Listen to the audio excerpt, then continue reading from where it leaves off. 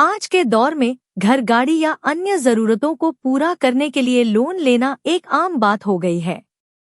Bank loan देने से पहले व्यक्ति की क्रेडिट हिस्ट्री, आय सोर्स और रीपेमेंट कैपेसिटी को ध्यान में रखते हैं। लेकिन अगर लोन लेने वाले व्यक्ति की मृत्यु हो जाती है, तो सवाल उठता है कि उसका कर्ज कौन चुकाएगा? क्या परिवार के लोग इसे चुकाने के लिए बाध्य होते हैं? आइए इस मामले में बैंकिंग नियमों को विस्तार से समझते हैं। क्या है वसूली के नियम?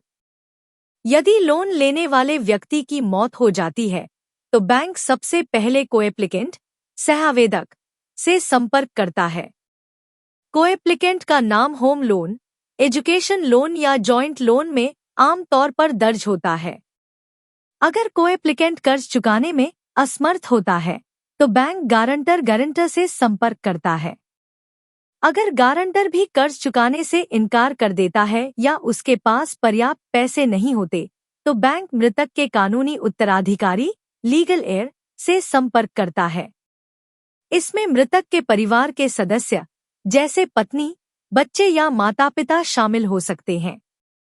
बैंक उन्हें लोन चुकाने की जिम्मेदारी निभाने के लिए कहता है। बैंक कब संपत्ति सीज कर सकता है? अगर कोएप्लिकेंट, गारंटर और कानूनी उत्तराधिकारी में से कोई भी लोन चुकाने में असमर्थ होता है, तो बैंक के पास मृतक की संपत्ति को जब्त करने, सीजर और उसे बेचने का अधिकार होता है। होम लोन के मामले में बैंक सीधे मृतक के मकान को सीज कर सकता है और नीलामी के जरिए उसे बेचकर कर्ज की वसूली करता है। ऑटो लोन के मामले में बैंक वाहन को जब्त कर उसे बेच सकता है। पर्सनल लोन के मामले में बैंक मृतक की अन्य संपत्तियों को नीलाम करके कर्ज की वसूली करता है। अगर लोन इंश्योरेंस है तो क्या होगा? अगर मृतक व्यक्ति ने लोन प्रोटेक्शन इंश्योरेंस लिया है, तो उसकी मृत्यु के बाद पूरा कर्ज बीमा कंपनी चुकाती है और परिजनों पर कोई बोझ नहीं पड़ता। क्या बैंक कानूनी उत्तराधिकारी को जबरदस्ती लोन चुकाने के लिए बाध्य कर सकता है? अगर कानूनी उत्तराधिकारी ने मृतक की संपत्ति को उत्तराधिकार में स्वीकार नहीं किया है, तो वह लोन चुकाने के लिए बाध्य नहीं है।